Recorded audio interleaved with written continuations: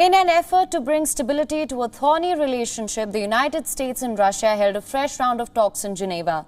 The closed-door talks were a follow-up to last month's summit between Russian President Vladimir Putin and US President Joe Biden.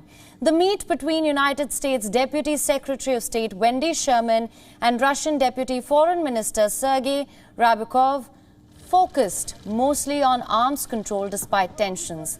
Both powers concluded the talks as substantive, and the two top officials have agreed to meet again later in September.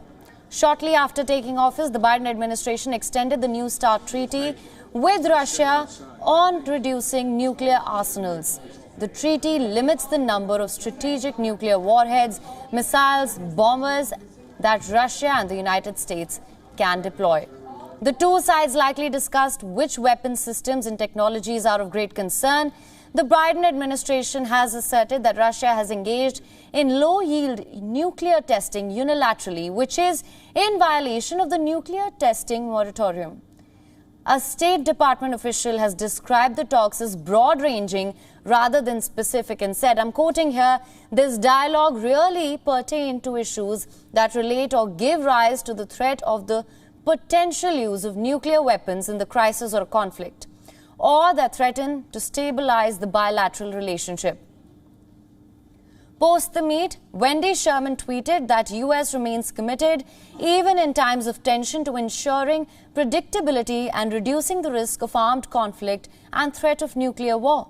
He said in a statement, US officials will brief NATO allies on the discussions during a visit to Brussels. Russia and the United States hold world's largest nuclear arsenals. Ryabkov earlier said the talks would allow Russia to understand how serious the mindset of US colleagues is in terms of establishing a concentrated, energetic dialogue in strategic stability. There are tensions on multiple fronts between the two nations, as you know. Washington has blamed Moscow for a wave of cyber attacks, for which Russia denies any responsibility. Biden this week accused Putin of seeking to disrupt the 2022 US congressional elections by spreading misinformation.